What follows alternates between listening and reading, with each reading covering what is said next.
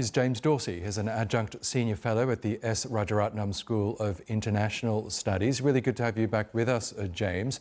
This has been a long time in the making. We have another ceasefire deal that's been agreed upon by all parties. As we heard from Nizar, a number of nations, including Turkey, the United States and Qatar, are guarantors of this deal. Are you hopeful that this deal will last?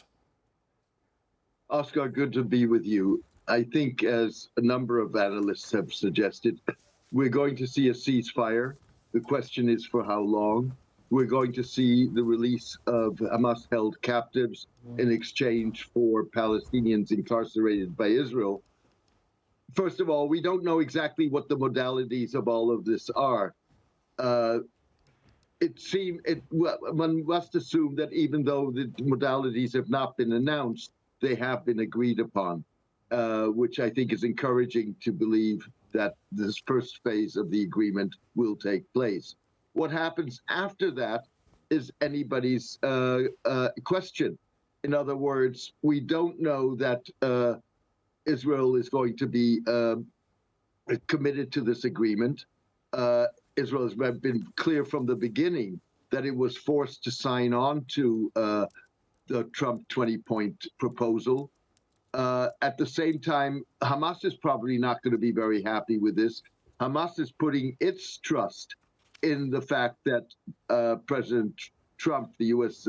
president, has pressured Netanyahu to enter into this agreement and has committed that Israel will stop the war in Gaza and will cooperate in executing the rest of the 20 plans. And in the sense, he's given his guarantee by saying that he will remain engaged in putting his credibility with this agreement on the line. But we're going to have to wait and see how that all plays out. Yes, and a number of people have agreed, like you have, that Trump has been a key figure in this second ceasefire deal. Is there an element of self-interest here on his part? We know he's made no secret of the fact that he's vying for the Nobel Peace Prize. Do you think that has had a part to play in this? I have no doubt about it. He projects himself as a peacemaker. He prides himself on having already resolved 7 conflicts in his statement since he came back into office in January. But the 2 major conflicts, Ukraine and Gaza, have eluded him until now. And so securing a ceasefire in Gaza is a major achievement.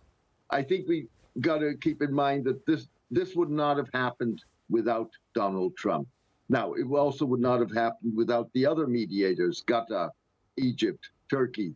It would not have happened with both the Israeli public, the Palestinian public, and for that matter, much of the American public wanting to see this conflict, this war end.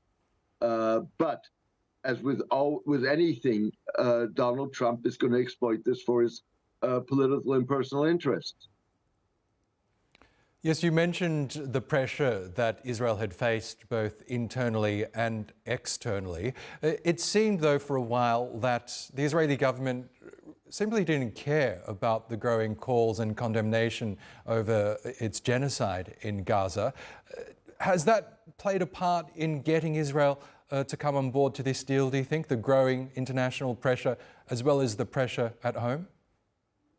I think it played a part in Donald Trump's calculations. I'm not sure it played a part in Israeli Prime Minister Benjamin Netanyahu's calculations. He has been immune to the enormous reputational damage that Israel has suffered as a result of its conduct of the war. And it's going to take Israel quite a bit, despite Trump's promise that he wanted to help Israel repair its image. It's going to take a long time and quite a bit of work.